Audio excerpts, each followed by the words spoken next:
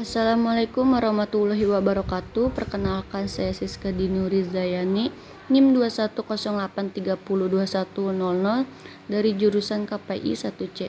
Di sini saya akan menjelaskan hasil pembelajaran saya selama 1 semester. Yang pertama, hakikat pendidikan kewarganegaraan dalam mengembangkan kemampuan utuh sarjana atau profesional.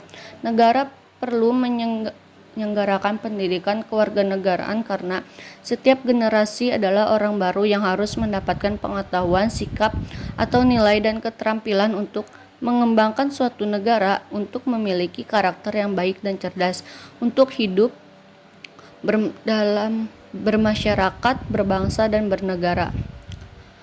Secara sosiologis, PKN Indonesia dilakukan pada tataran sosial kultural oleh para pemimpin di masyarakat yang mengajak untuk mencintai tanah air dan bangsa Indonesia.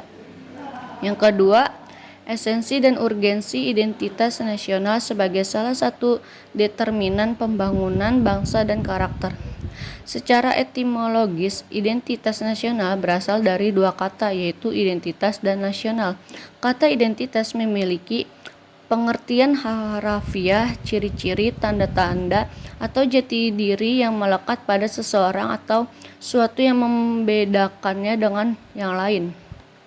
Kata nasional sendiri tidak bisa dipisahkan dari kemunculan konsep nasionalisme. Menurut Kailan menyatakan bahwa identitas nasional adalah suatu ciri yang dimiliki oleh suatu bangsa yang secara filosofis membedakan bangsa tersebut dengan bangsa lain. Yang ketiga, esensi dan urgensi konstitusi dalam kehidupan berbangsa dan bernegara. Konstitusi merupakan aturan-aturan atau hukum yang berisi ketentuan tentang bagaimana pemerintah diatur dan dijalankan. Konstitusi yang demokrasi biasanya berisi 3 hal, diantaranya 1.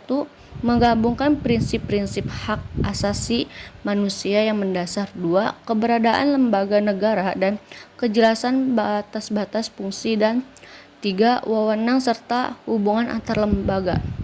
Adapun fungsi konstitusi yaitu sebagai landasan konstitualisme dan untuk membatasi kekuasaan. 4. Sumber historis, sosiologis, dan politik tentang konstitusi dalam kehidupan berbangsa dan bernegara. Diperlukannya konstitusi dalam kehidupan berbangsa negara agar dapat membatasi kekuasaan pemerintah atau penguasa negara.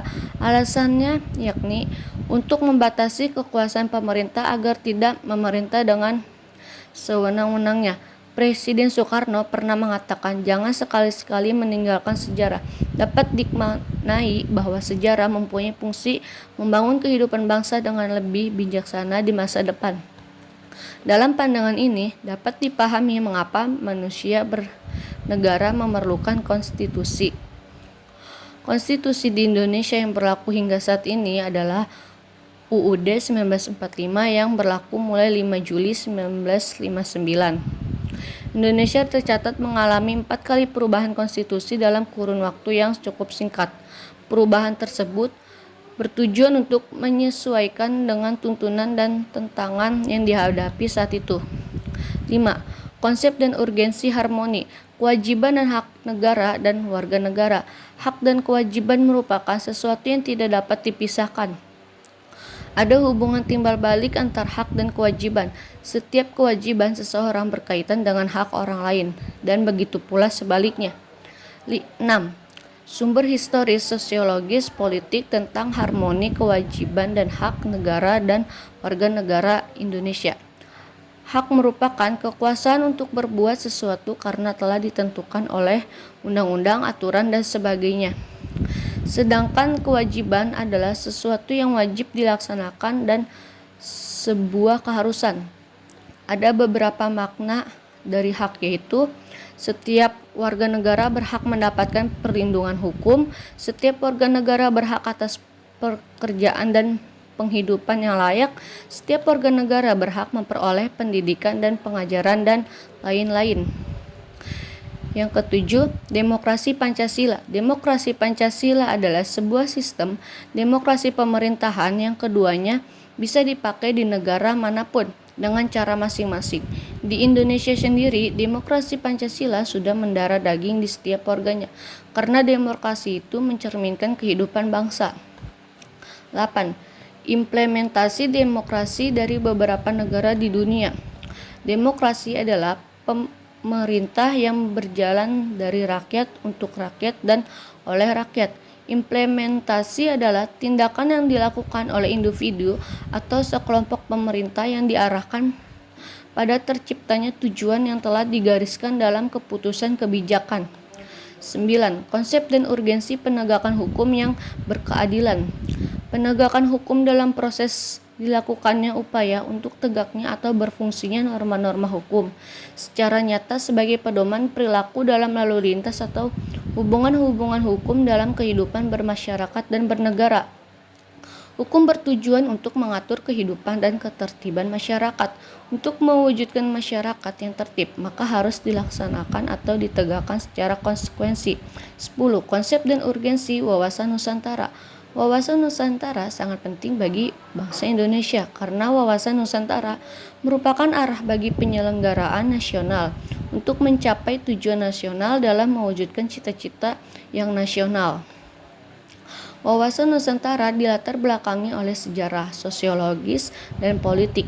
Adapun fungsi dari wawancara Nusantara sebagai konsepsi ketahanan nasional, sebagai wawasan pembangunan, sebagai wawasan pertahanan dan keamanan negara. 11. Konsep dan urgensi ketahanan nasional dan bela negara.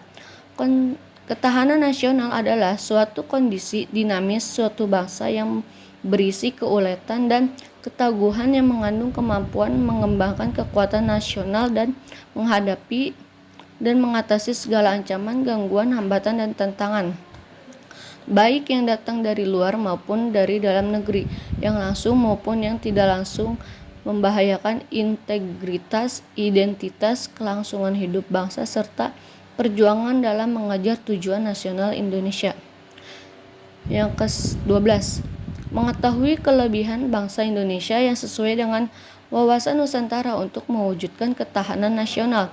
Wawasan Nusantara adalah wawasan nasional Indonesia dalam mencapai tujuan nasional yang bersumber pada Pancasila dan UUD 1945 yang mengandung nilai-nilai keutuhan, kekeluargaan, dan kerahasiaan. Pengertian ketahanan nasional dapat dijabarkan menjadi 3 pengertian utama yang selanjutnya dapat disebut dengan wajah ketahanan nasional. 13. Anti korupsi. Korupsi merupakan tindakan buruk yang dilakukan oleh aparat birokrasi dan orang-orang yang berkompeten dengan birokrasi.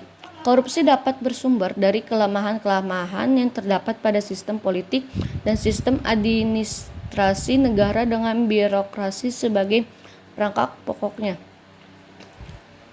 Seperti halnya hukum yang lain, hukum yang menyangkut korupsi di Indonesia masih begitu rentan terhadap upaya pejabat-pejabat tertentu untuk membelokkan hukum menurut kepentingannya. Dalam realita di lapangan, banyak kasus untuk menangani tindak pidana korupsi yang sudah diperkarakan, bahkan terdakwa sudah divonis oleh hakim, tetapi selalu bebas dari hukuman. Upaya-upaya untuk mengatasi persoalan korupsi dapat ditinjau dari struktur atau sistem sosial. Sekian dari saya, kurang lebihnya mohon maaf. Wassalamualaikum warahmatullahi wabarakatuh.